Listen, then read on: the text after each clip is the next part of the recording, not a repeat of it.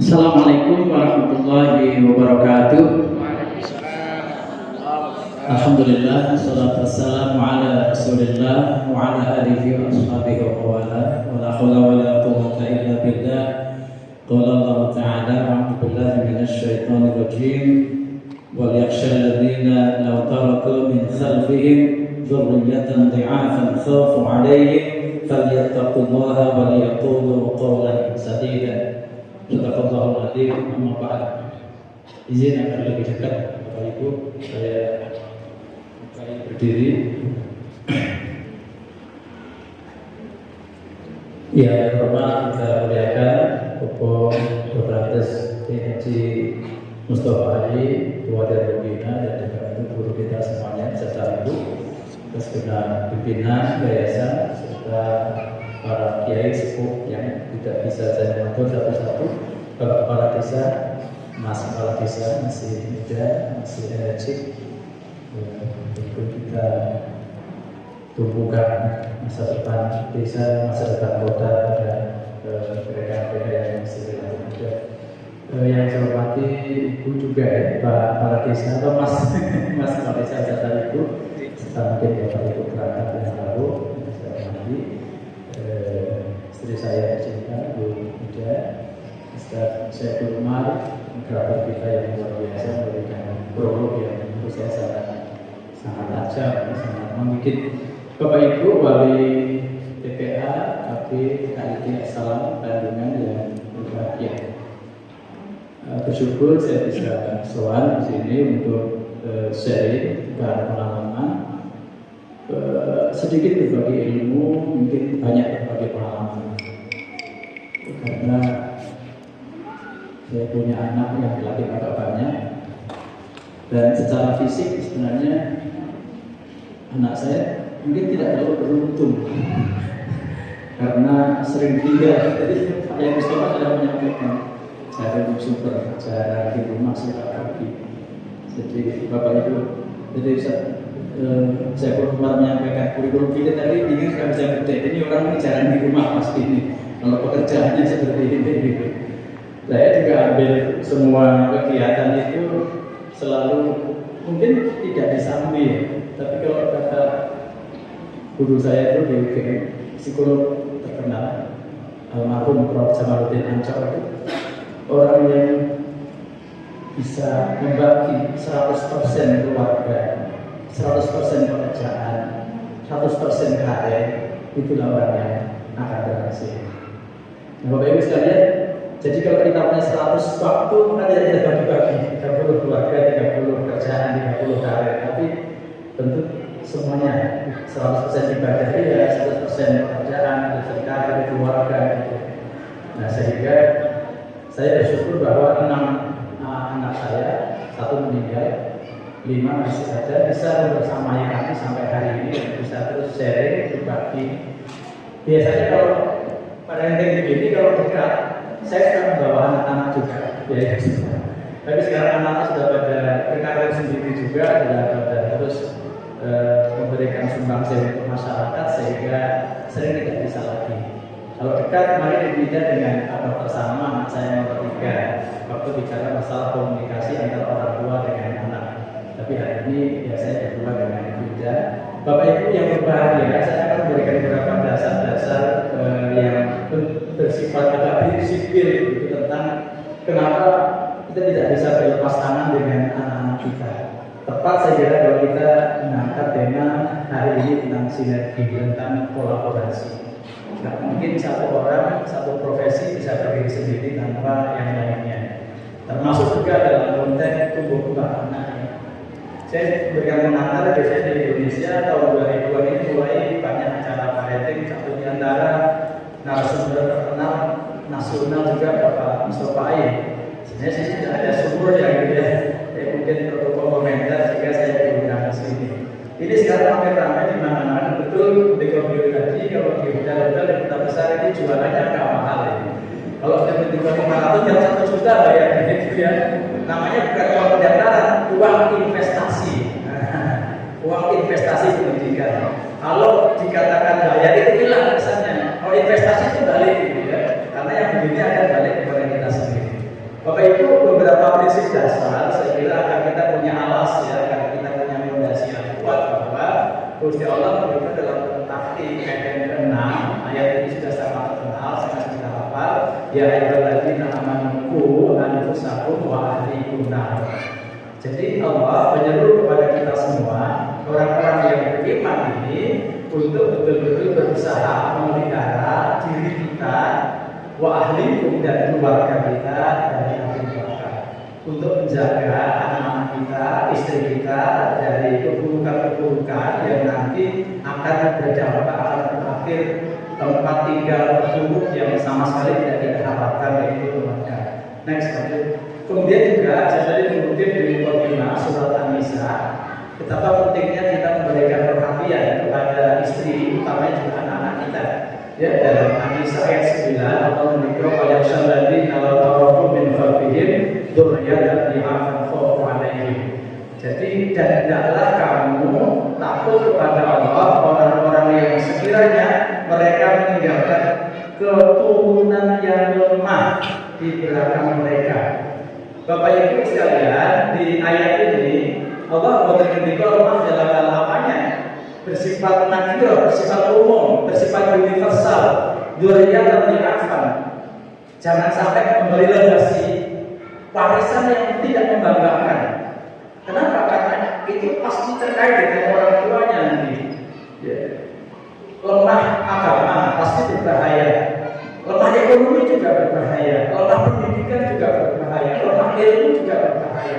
Nah, oleh karena itu kita sebagai orang tua berpikir bagaimana menyiapkan anak-anak kita, dan memilih sekolah seperti ini adalah bagian dari ikhtiar kita untuk tidak menurunkan, tidak memaleskan generasi yang lemah tadi. Lanjut. Bapak Ibu sekalian, ini hadis ini juga sudah sangat terkenal, saya kira sudah sangat populer antara kita. Saya penggal tentang saja kullukum ra'in wa kullukum mas'ulun an ra'iyatihi. Jadi Bapak Ibu, panjenengan dan kita ini pemimpin yang Allah akan mintai pertanggungjawabannya terhadap apa yang kita pimpin. Bapak-bapak terhadap istri dan mitra putrinya, ibu terhadap putra dan terhadap suaminya. Nah, Bapak Ibu sekalian berbahagia, tentu saja sudah benar panjenengan memilih sekolah ini, memilih PPA, KB, TKI asal ini sudah benar. Tetapi Bapak Ibu, dalam konteks hadis ini menyekolahkan anak, memilih lembaga yang tepat, itu tidak memindahkan tanggung jawab sedikit pun. Saya kira poinnya di sini, memilih itu bagian dari ikhtiar kita, usaha kita untuk tidak mewariskan generasi yang lemah tadi, tetapi sekali lagi tidak pernah memindahkan tanggung jawab mendidik anak kita dari rumah kita ke sekolah kita. Tetap saja bahwa mas'uliyahnya, tanggung jawabnya kepada bapak dan ibu semuanya. Nah, oleh karena itu komunikasi ini menjadi penting karena nanti kedua belah pihak punya tanggung jawab yang sama, seperti prolog dari Ustaz Saiful Umar depan. Next, lanjut. Nah, ini saya kira juga sangat penting dan setiap kita bicara masalah investasi akhirat mesti bicara ini. Kalau dia sudah meninggal, maka ada tiga yang akan terus mengalir. Ada, kalau dalam dunia bisnis ada passive income, gitu ya. Orang tidak bekerja tapi mendapat penghasilan terus menerus kalau berinvestasi. Nah, ini juga sama. Ini pasif pahala. Ada kiriman pahala yang tidak pernah berhenti ketika kita mewariskan tiga hal sesudah kematian kita, yaitu ada amal jariah, sedekah jariah, ilmu yang bermanfaat, dan anak-anak yang soleh. Bapak Ibu, kalau anak kita baik, nanti tiga-tiganya kita akan dapat. Yakinlah, kalau anak kita baik, nanti ketiganya akan dapat. Karena kalau anak itu baik, dia tidak suka jariah. Kalau anak itu baik, juga akan punya ilmu. Dan ketika mereka berpahala, maka kita dalam waktu yang sama akan berpahala dalam jumlah yang sama. Man dalla 'ala khairin falahu mithlu ajri fa'ili.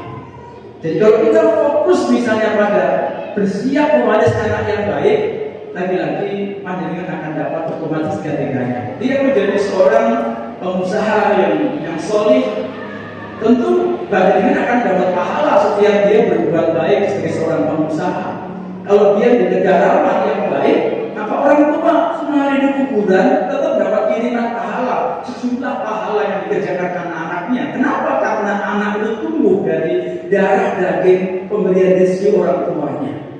Makanya jangan pernah kita khawatir kalau berinvestasi menciptakan melahirkan anak yang soleh. Seperti kata Imam Ali itu, warisilah anakmu dengan ilmu.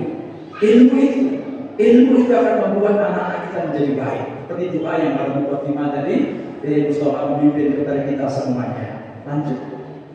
Bapak Ibu sekalian berbahagia, kita itu orang tua. Saya ini juga orang tua, punya anak 5, 6 sebenarnya, yang terakhir meninggal.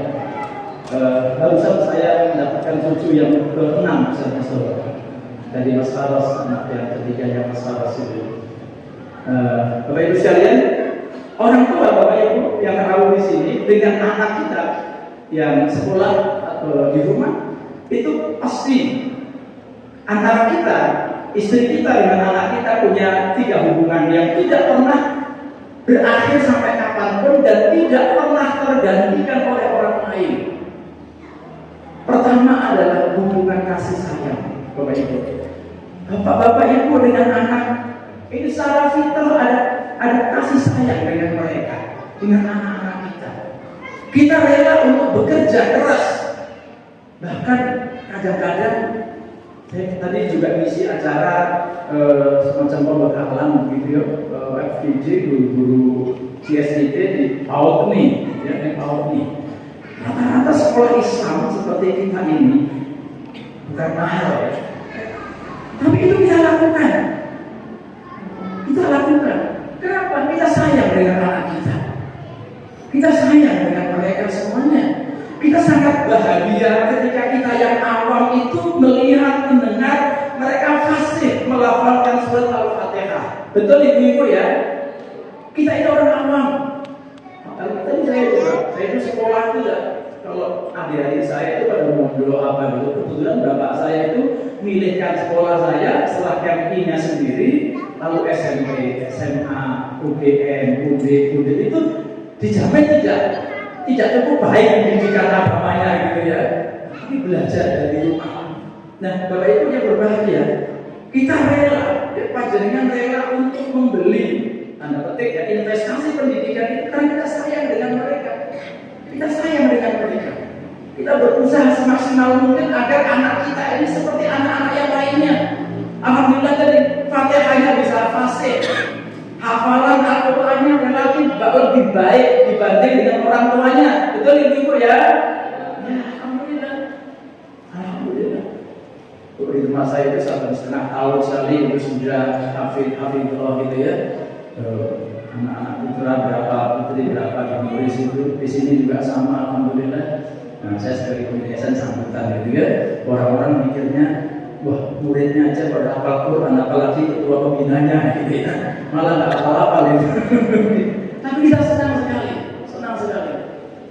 Anak-anak orang-orang yang mungkin apa ya, middle class gitu ya, kelas menengah di Semarang itu kayaknya sekolah-sekolah seperti kita ini, orang tuanya awam agama, tapi karena sayang dengan orang anaknya memilihkan sekolah-sekolah yang tepat, dan ini tidak ada ruginya sedikit pun, sekalipun lagi-lagi secara nominal mungkin agak mahal dibanding sekolah-sekolah pada umumnya. Kenapa? Karena kita sayang dengan mereka dan ini tidak pernah berakhir. Saya sudah cerita, Ibu Ida ini sekeluarga terlahir 12 bersaudara. Anak betul Bu. Nah ibu saya ini gelap gara-gara ini. Alam megah Pak gara-gara itu. Mesti protes suami ini. Bolak balik nontonnya kira-kira begitu. Saya membayangkan, bayi saya Mahmud itu guru PGA, zaman itu masih ada PGA. Lalu kemudian sekolah sanawiyahnya sendiri, tapi PNS jadi guru sanawiyah. Saya membayangkan guru negeri zaman itu belum ada sertifikasi dari Mustafa. Tapi coba 12 bersaudara itu, saya ingat bukan saya ingat, yang tidak sempat S1 cuma satu gitu. Itu pun karena pilihan dia sendiri, bukan karena Mbak Zainal dia pengen kerja gitu ya. Yang sebelas itu bisa sekolah sampai S1, S2, bagian ATS, proses tinggi. Saya bayangkan kalau orang itu sayang pada anaknya, ada secara Allah itu untuk membantunya. Walaupun tidak sebanyak Dinda, saya juga sama. Saya terlahir dari 6 bersaudara.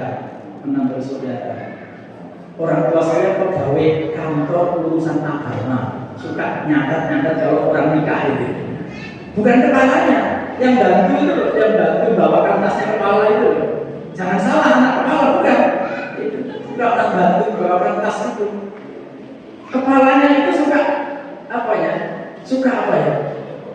Mary tanda petik itu kepada bapak saya. Pak itu ini bapak kita sanggup. Anaknya malah kayak anak kurang, begitu. Saya bayangkan karena sayang dan doanya orang tua itulah gitu ya. Kami lahir dari 6 itu, ya alhamdulillah relatif berpendidikan lah, relatif agak baik. 3 orang ambil selesai S3 ini alhamdulillah ya. Orang kampung, tapi karena buah sayangnya orang tua tadi. Bapak Ibu sekalian, giliran saya ini tua gitu ya. Punya 2 orang tua saya yang masih sugeng gitu. Saya ini curhat. Tidak bisa memberikan yang terbaik seperti bapak ibu memberikan kepada saya. Alasannya sibuk jadi ini jadi itu, belum bisa menunggui orang tua saya yang sekarang berdua di rumah, yang sedang di Jogja sedang dirawat, yang satu 86 tahun, yang satu 77 tahun. Tapi masih penggaliannya itu masih fase gitu. Terus ini masuk DPR RI. Coba itu orang umur 87 tahun masih tanya di tengah sakitnya kita tanya capek loh coba. Saking sayangnya pada anaknya itu.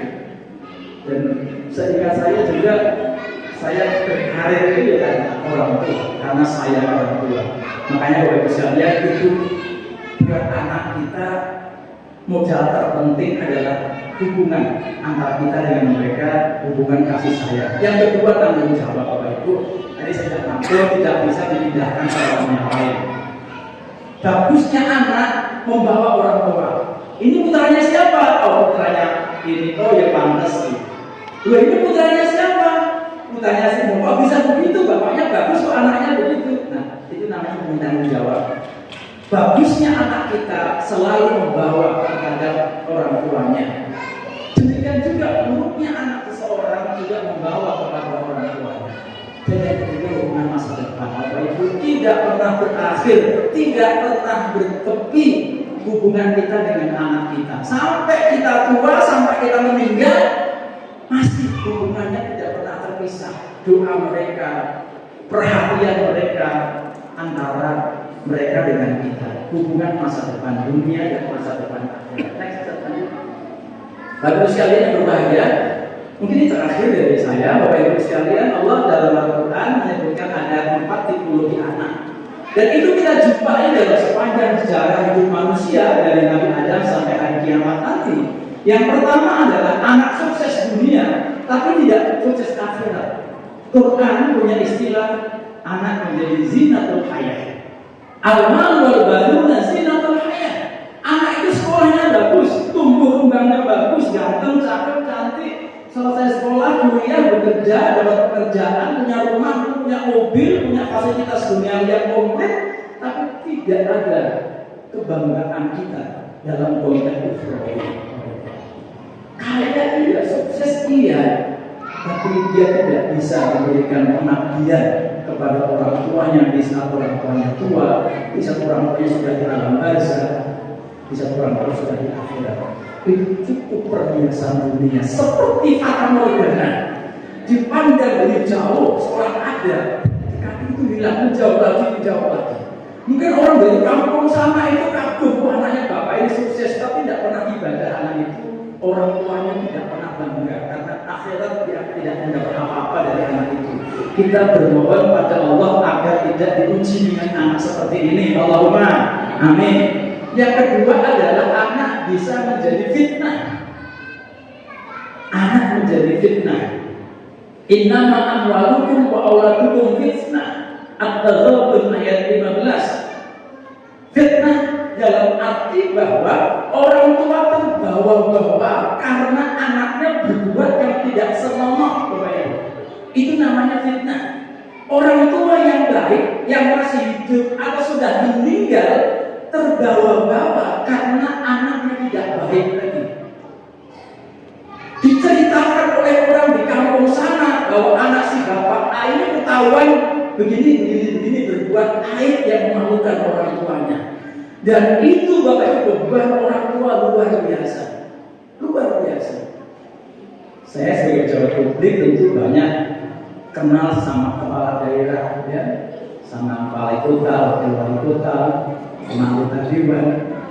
Beberapa kali saya ketemu dengan teman bapak teman saya yang putranya kena kasus.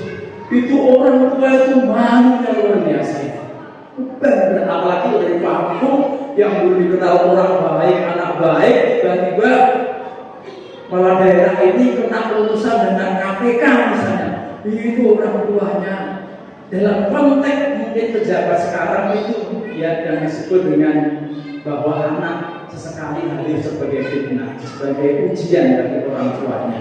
Mungkin kalau kecil-kecilan dari kampung ya apa, anak nakal, orang sudah jadi tua kok ya masih nakal, itu orang tuanya sempat kadang-kadang agak malu. Yang ketiga adalah akhirnya yang paling berat, anak yang menjadi musuh. Adu balakum, anak menjadi musuh. Orang yang terberat mendapatkan ujian ini Nabi Nuh alaihi salam. Jadi Bapak Ibu jangan dibayangkan bahwa ujian-ujian begini hanya untuk orang seperti kita. Sekalipun Nabi Nuh yang ulul azmi, Bapak Ibu, diuji Allah dengan anak yang sudah difitnah, namanya Kan'an. Ketika diminta naik kapal, dia nggak mau, beralasan tidak mungkin air bisa menyentuh gunung yang tinggi. Ternyata mereka menolak, dia tetap naik kapal, tetap tenggelam, Bapak Ibu. Itu namanya anak menjadi musuh bagi orang tuanya. Orang tua ingin anaknya ke barat, anaknya malah jalan ke timur dan lain sebagainya. Bapak Ibu, yang kita harapkan adalah anak yang menjadi penejuk buat kita semua. Rabbana hab lana min azwajina wa dzurriyyatina qurrata a'yun waj'alna lil muttaqina imama. Bapak Ibu, komunikasi, sinergi penting. Komunikasi antara kita dengan anak kita. Kita sibuk boleh, bahkan harus. Dari Imam Syafi'i begitu, orang yang bisa membagi waktu itu orang yang sibuk bekerja, sibuk usaha, sibuk mencari ilmu, sibuk bermasyarakat.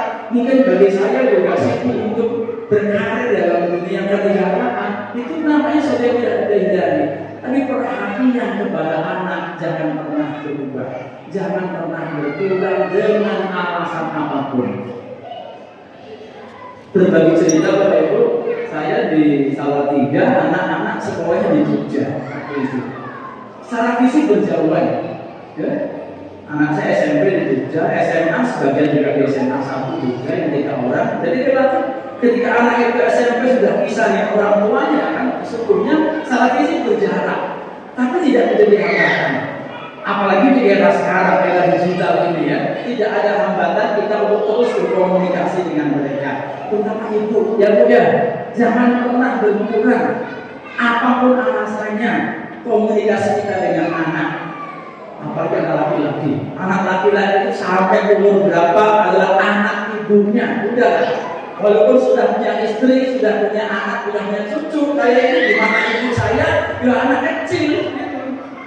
Anak kecil, kita mengatakan kalau jabat itu anak kecil, udah gitu aja dalam ibunya gitu. Komunikasi terus saja. Makanya saya wajibkan hampir setiap hari ya.